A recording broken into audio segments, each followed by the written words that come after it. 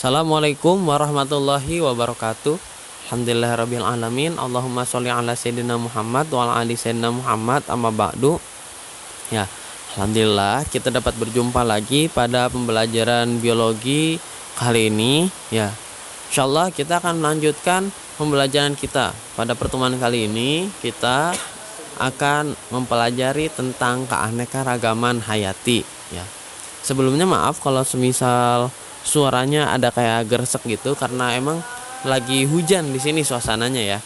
Tapi mudah-mudahan suara saya dapat terdengar jelas dan gambarnya juga dapat dilihat dengan jelas sehingga tidak mengganggu daripada penjelasan pembelajaran yang akan kita jalani. Oke, lanjut ke pembelajaran, ke materi keanekaragaman hayati. Ya, apa itu keanekaragaman hayati? Ya, menurut Undang-Undang Nomor 5 Tahun 1994, nah di undang-undang itu ada ya pengertian tentang keanekaragaman hayati. Keanekaragaman hayati adalah keanekaragaman di antara makhluk hidup dari semua sumber, termasuk diantaranya daratan, lautan, dan ekosistem akuatik lain, serta kompleks-kompleks ekologi yang merupakan bagian dari keanekaragamannya, mencakup keanekaragaman dalam spesies, antar spesies dengan ekosistem, ya, dan keanekaragaman hayati menyangkut keunikan suatu spesies dan genetik, ya, di mana makhluk hidup tersebut berada. Nah itu di dalam undang-undang pengertian daripada keanekaragaman hayati menurut undang-undang ya Undang-Undang Nomor 5 Tahun 1994. Mantap ya, keanekaragaman hayati bahkan sampai tertulis di dalam undang-undang. Atau simpelnya keanekaragaman hayati adalah keanekaragaman di antara makhluk hidup dari semua sumber, bahkan meskipun itu tempatnya atau ekosistemnya seperti itu. Kurang lebih seperti itulah keanekaragaman hayati ya. Ya, berdasarkan pengertiannya, keanekaragaman hayati dapat dibedakan menjadi 3 tingkat ya. Yang pertama itu keanekaragaman hayati tingkat gen. Bisa kalian lihat contohnya di gambar jeruk, di situ ada jeruk ya. Jeruk nipis, jeruk lemon, jeruk pontianak. Nah, itu keanekaragaman tingkat gen. Jadi sama-sama jeruk tapi beda jenis doang gitu loh. Ya. Lalu di atasnya ada lagi keanekaragaman tingkat jenis atau tingkat spesies. Contohnya seperti ini ya. Gambar antara harimau, singa, kucing, dan macan tutul. Kalau kalian perhatikan mereka itu mirip gitu ya, tapi beda jenis gitu ya. Tapi masih sama-sama dalam genus Felis seperti itu. Harimau, singa, kucing, sama macan gitu kan. Nah, lalu yang terakhir ada keanekaragaman tingkat ekosistem. Contohnya itu yang ini ya. Nah, ada keanekaragaman tingkat ekosistem laut, hutan, gurun, danau. Ya gak? Kalau misal kalian pikir coba, pasti kan beda antara flora dan fauna yang ada di laut dengan flora dan fauna yang ada di hutan. Ya gak? Seperti itu yang dimaksud dengan keanekaragaman tingkat ekosistem. Seperti itu ya. Kadang ada orang suka bingung antara keanekaragaman tingkat jenis dengan tingkat gen. Gampangnya seperti ini aja ya. Kalau misal keanekaragaman tingkat jenis gen itu ya, contohnya kayak harimau lah ya. Kalau semisal tingkat gen itu ada harimau Sumatera, ada harimau biasa gitu kan, ada harimau bertaring panjang gitu loh. Itu jadi bedanya itu sama-sama harimau, cuman beda apa gitu, beda gennya aja, beda genetik. Tapi kalau semisal keanekaragaman tingkat jenis itu udah beda hewannya, ada harimau tapi mirip antara harimau dengan singa ya, itu kan mirip, sama jalannya pakai kakinya 4, ada buntutnya, bertaring gitu loh, tapi beda. Kayak kalau singa itu ada rambutnya di lehernya, tapi kalau misal macan lorengnya seperti ini gitu ya. Jadi itu antara bedanya keanekaragaman tingkat gen dengan jenis seperti itu ya. Kalau misal kalian nanti kita belajar tentang tata nama makhluk hidup ya, jadi lebih gampang lagi membedakan keanekaragaman tingkat gen dengan jenis itu lewat dari tata namanya. Kalau semisal tingkat jenis itu bisa dibedakan lewat genusnya. Jadi genusnya itu sama kalau jenis itu ya, tetapi spesiesnya beda. Nanti kita belajar. Oke, kita lanjut.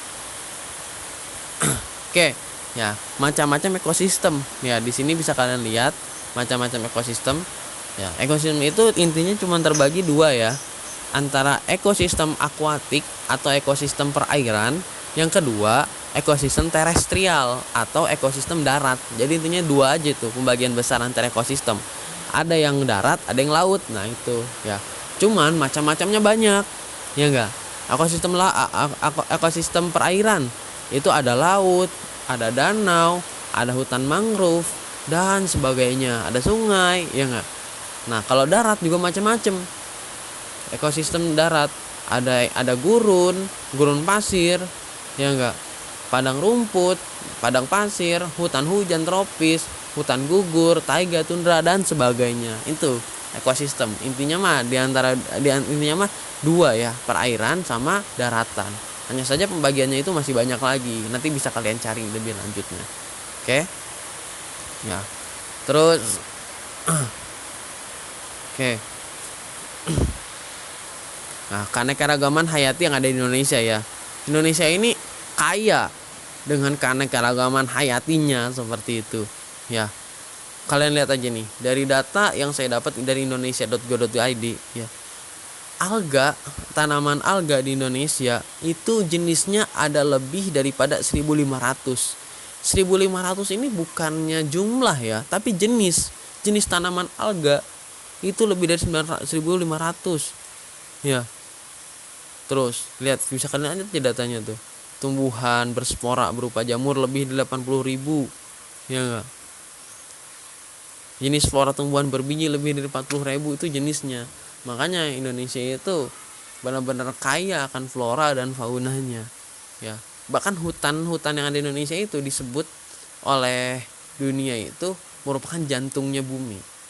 Kalau semisal hutan di Indonesia udah gundul, udah habis, sudah botak, itu nanti lapisan ozon itu semakin menipis. Dampaknya besar banget seperti itu. Karena emang yang bikin adem Indonesia itu mantepnya di situ ya. Karena keragaman hayatinya seperti itu. Udah macamnya banyak, jumlahnya juga banyak seperti itu. Makanya harus kita rawat benar-benar. Oke, itu keanekaragaman hayati Indonesia ya.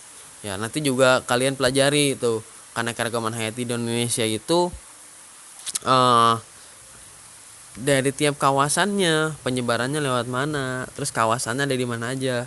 Kayak contohnya di bagian barat, di kawasan Indonesia bagian barat itu ada hewan apa aja sih? Seperti itu kan. Bagian barat berarti hitungannya ya Sumatera, Jawa, Sulawesi, Bali itu masih termasuk ini ya Indonesia, kawasan Indonesia bagian barat. Hewannya apa aja? Oh, di Lampung ada gajah. Oh, ada badak, seperti itu. Lalu di kawasan Indonesia bagian timur itu ada apa aja? Bagian timur berarti Papua ke sana tuh. Papua mau pulau-pulau kecil di sana. Oh, ada ini Australia itu termasuk ya Indonesia bagian timur, tapi bukan negara Indonesia, berarti nggak usah kita hitung. Ya, hewan-hewan yang ada di Papua apa aja? Oh, kayak ada burung cendrawasih ataupun burung kakak tua. Itu kan banyak kan ya di Papua. Seperti itu. Sama satu lagi ada kawasan peralihan. Kawasan peralihan itu kawasan di antara bagian timur dengan bagian barat. Nah, apa? Ya contohnya kayak Lombok, Pulau Lombok, NTB, NTT. Nah, itu disebutnya kawasan peralihan. Di situ juga udah macem-macem hewannya itu. Kayak contohnya komodo yang terkenal yang di sana ya, dan sebagainya. Nanti bisa kalian cari lagi. Kalian harus tahu juga itu ya. Terus ini banyaknya keanekaragaman hayati di Indonesia nih, flora maupun faunanya itu memberikan manfaat yang sangat besar kalau misal mau dimanfaatkan dengan semanfaat-manfaatnya. Seperti itu ada banyak ya. Ya kayak sebagai sumber pangan, udah jelas kayak sumber pangan ya atau makanan itu udah jelas ya. Hampir banyak daripada tumbuhan-tumbuhan yang berbuah itu bisa dimakan di Indonesia. Ya makanan pokoknya aja dari padi gitu kan, dari beras. Apalagi tumbuhan yang lainnya. Gitu. Ada juga sebagai obat-obatan, bisa itu juga kosmetik dan sebagainya. Itu bisa nanti kalian cari lagi manfaat-manfaat yang lainnya. Seperti itu. Jadi tiap tumbuhan itu pasti punya manfaat masing-masing. Ya. Nanti kalian cari dan berikan contohnya ya. Oke. Terus selanjutnya itu oke, ada ini bisa kalian lihat gambarnya itu hutan gundul ya. Ya. Jadi keanekaragaman hayati itu bisa hilang ya. Banyak faktor-faktor yang menyebabkan daripada hilangnya keanekaragaman hayati. Entah itu secara alami maupun oleh perbuatan manusia seperti itu. Ya. Kalau oleh secara alami itu contohnya seperti kayak perubahan iklim yang asalnya dari dingin jadi panas banget sampai terjadi kebakaran hutan. Itu bisa itu karena perubahan iklim. Kalau semisal karena atau juga karena adanya spesies pendatang gitu.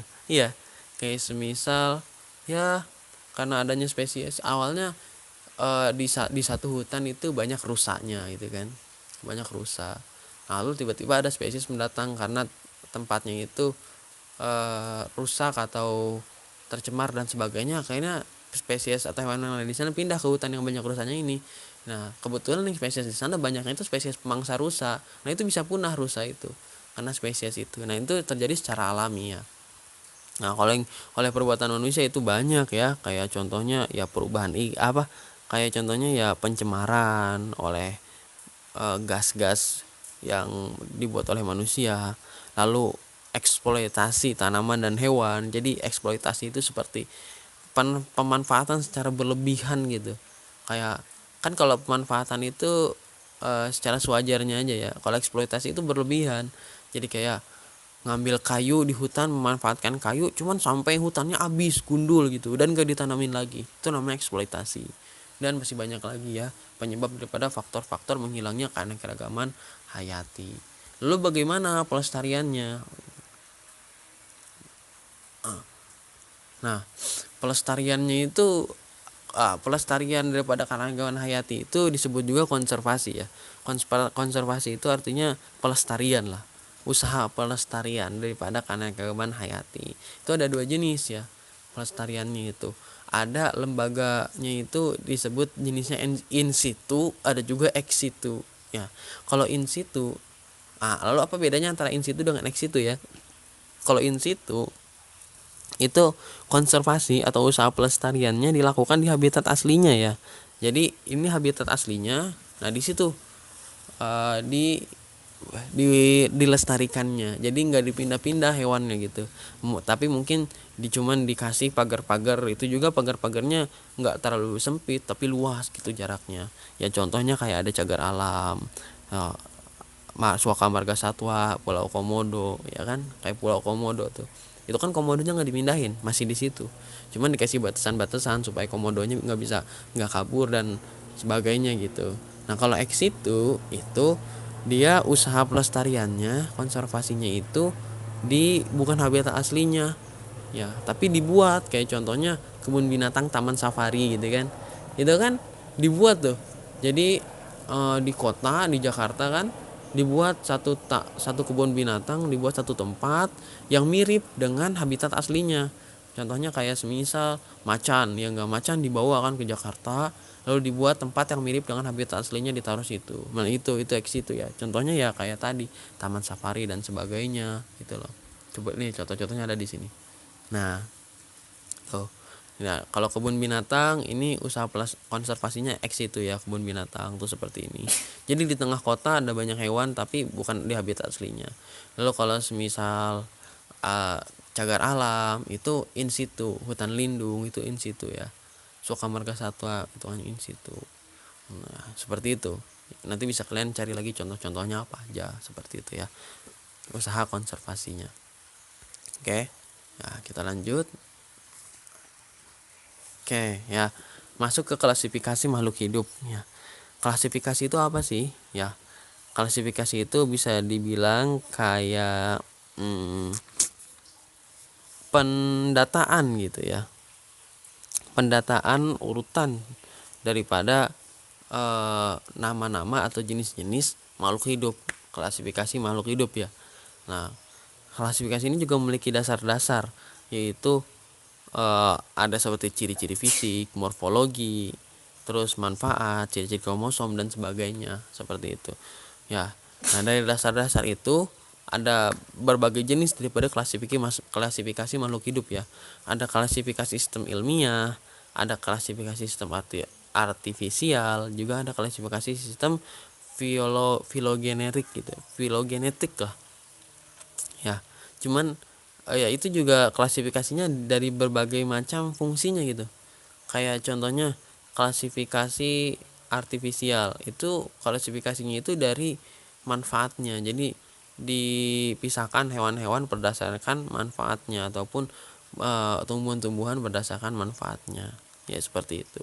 Tapi yang paling masyhur klasifikasi itu klasifikasi sistem ilmiah. Ya, jadi berdasarkan morfologi atau bentuk tubuhnya. Seperti itu. Kayak kalian bisa lihat nih, ini urutan daripada klasifikasi sistem ilmiah. Dari yang paling atas itu ada kingdom. Ya, kingdom. Kingdom itu kerajaan ya. Kerajaan atau di sini jenis yang paling ya, jadi kingdom itu ada 5 ya. Ada tumbuhan, plantae tumbuhan, animalia hewan, lalu ada archaebacteria ya, bakteri, juga ada ganggang dan sebagainya seperti itu ya. Nah di sini kita langsung klasifikasikan aja. Kingdomnya ini apa nih, tumbuhan apa hewan? Ini hewan, berarti kingdomnya masuk animalia. Terus ini filmnya apa nih? Filmnya chordata, berarti memiliki tulang belakang gitu kan. Memiliki tulang belakang, terus ekornya juga bertulang. Pokoknya ada ciri-cirinya khusus lah chordata itu dari berdasarkan bentuk tubuhnya ya. Lalu kelasnya ini mamalia, menyusui. Ciri-ciri mamalia apa aja kan selain menyusui, lalu apalagi gitu kan. Lalu ordonya karnivora, pemakan pemakan daging, semakin sempit lagi itu. Lalu familinya apa, di ini lagi, di lebih sempit lagi ya enggak. Lalu genusnya apa, canis, sampai ke spesies seperti itu. Kurang lebih seperti inilah tingkatan daripada klasifikasi makhluk hidup. Oke, lalu terakhir, ini yaitu tata nama daripada penamaan makhluk hidup ya. Tata namanya bagaimana caranya, itu diambil daripada bahasa Latin yang menggunakan bahasa Latin, terus terdiri dari 2 kata dan menggunakan genus dan spesiesnya ya. Kayak contohnya nih, antara kucing dengan macan itu memiliki genus yang sama, yaitu genus Felis ya, tapi spesiesnya beda. Kalau kucing itu Felis domestica, tapi kalau misal macan itu Felis tigris ya. Jadi diambil aja genus sama spesiesnya seperti itu. Jadi itu tata nama penamaan makhluk hidup ya, berdasarkan secara ilmiah, kurang lebih seperti itulah ya. Oke, mungkin itu saja ya penjelasan dari saya ya. Bila ada salah kata mohon maaf. Wassalamualaikum warahmatullahi wabarakatuh.